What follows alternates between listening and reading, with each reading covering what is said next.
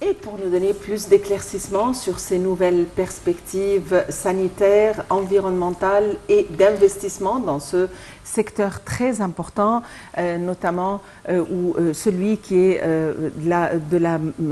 des maladies préventives et des traitements préventifs, nous avons le plaisir d'avoir en ligne Dr Amr Ismail, professeur à l'Institut d'oncologie et des maladies endémiques. Dr Amr Ismail, bonjour et bienvenue avec nous. Oui, bonjour. Docteur Amr Ismail, il y a une nouvelle perspective, celle liant la santé à la nutrition et au climat. Dans quelle mesure ces trois éléments sont liés ensemble de manière à être sûr de favoriser les soins sanitaires nécessaires ou de manière à avoir et à favoriser le bien-être des populations? En fait, merci d'avoir demandé mon avis. Je voudrais bien déclarer une chose très importante pour comment on voit la santé des Égyptiens dans ces jours-là. En fait, on a une vue complètement différente qu'avant. On regarde la santé comme un élément très important pour avoir un pays fort. Comme vous voyez, on voit la médecine d'une vue très moderne, d'une vue très récente. Comme vous avez dit, on voit la santé avec la nutrition, avec le climat, et là, c'est la nouvelle santé et la nouvelle vue de la nouvelle République. Comme vous avez dit, c'est vrai, toute la nourriture qu'on prenne ou la personne prenne, ça revient sur sa santé.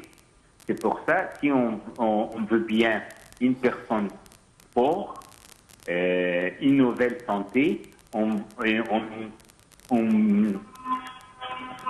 Pardon, excusez-moi, vous m'entendez? Oui, oui, je suis avec vous.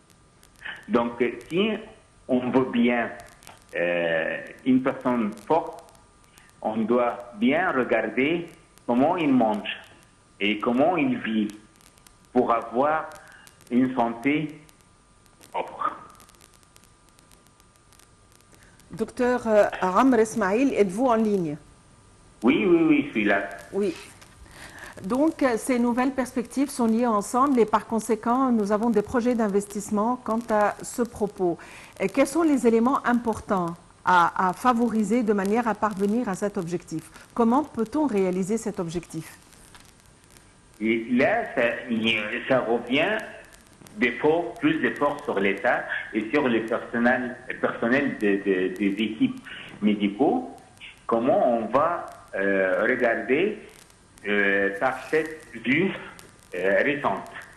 Ça revient, comme on dit, sur le point de santé primaire, comme on dit, les traitements précoces des maladies. On regarde les personnes, on regarde comment ils sont nourris, comment ils vivent pour avoir de bonne santé. Ça revient sur les unités de santé primaire par les ministères de santé pour leur aider sur des médecins ou des nutritionnistes et spécialistes pour bien prescrire sur le genre la nourriture exacte et la nourriture qui convient avec leur état et avec leur santé.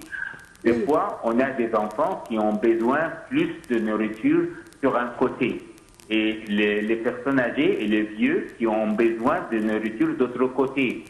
Et au contraire, les gens, les adultes, peut-être leur nourriture n'est pas impeccable. Comme on a dit avant, le surpoids, le diabète, les autres maladies, tout ça, c'est le côté de santé liées à la nourriture de son. Oui. Et Alors, cette bien question sûr, de nutrition, docteur Amr Ismail, permettez-moi d'anticiper sur la question. Beaucoup parmi nos spectateurs et spectatrices ne savent pas ce que c'est le conseil de l'ECAM, qui est donc un conseil qui se réunit, c'est la 4e version, qui regroupe des entreprises qui travaillent ensemble du côté de l'Europe, mais aussi Moyen-Orient et Afrique du Nord. Comment vous pouvez un petit peu nous parler de l'importance de cet organisme et il s'agit de quelle entreprise? Nous sommes en train de parler de financement ici ou on parle aussi de techniciens en matière de santé? en fait, oui,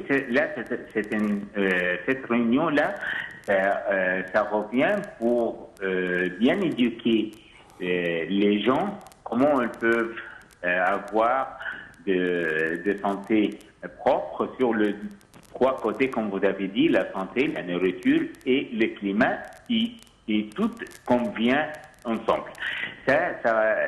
Comment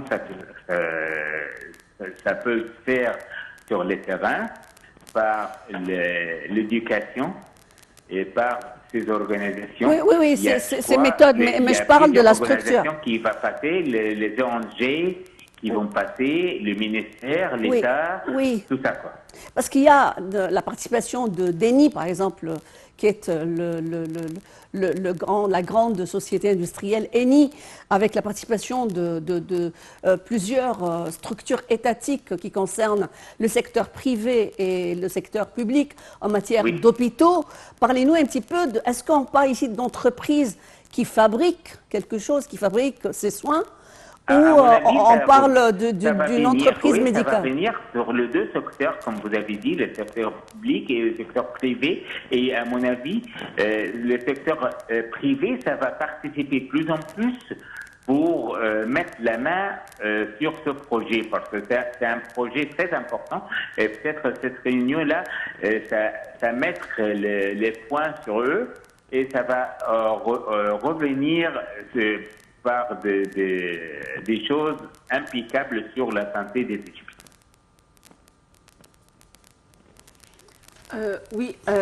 En fait, il y a des systèmes. Nous avons ici en Égypte, nous avons intégré le système d'assurance maladie universelle et autres.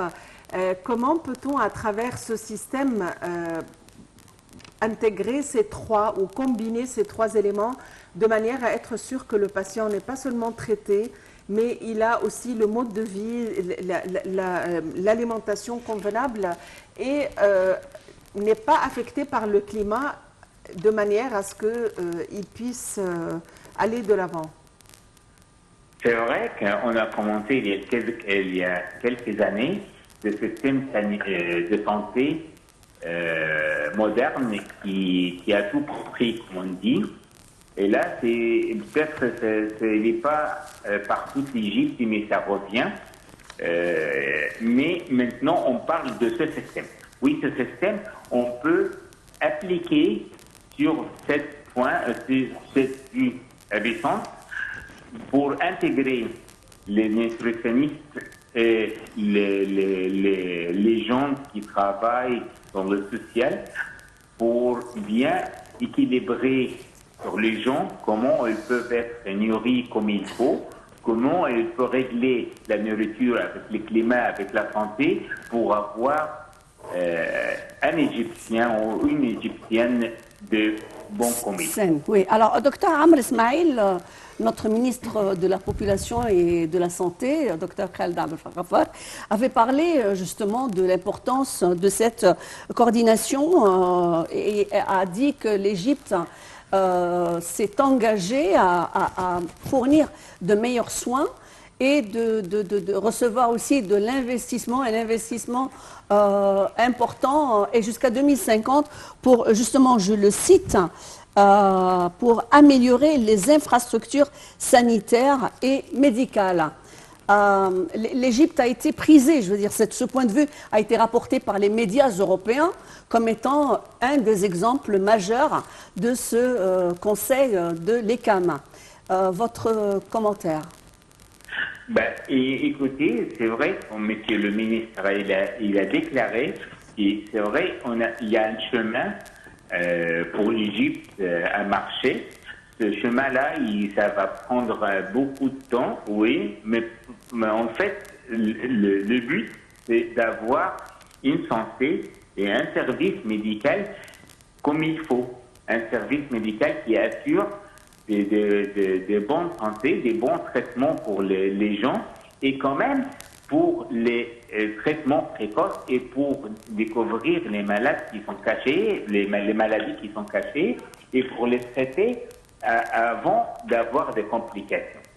Et maintenant, on lie ça avec notre projet ou notre sujet de la nourriture et le climat, tout ça. Donc ça, c'est un système complet et notre ministre, il a déclaré que c'est vrai, on a besoin d'aide, c'est pas l'État qui va faire tout, mais on a besoin de collaboration entre le secteur privé et le secteur public pour arriver à ce point-là. Docteur Amr Ismail, vous êtes professeur d'oncologie et de maladies endémiques. Merci d'avoir été avec nous aujourd'hui. Il y a un dicton anglais qui dit « better safe than sorry », donc d'où viennent les soins préventifs. Et la médecine préventive, c'est une science préventive de manière à éviter que l'on soit sorry à la fin ou de parvenir à des résultats désolants. Nous avons encore quelques minutes à passer avec vous, donc à tout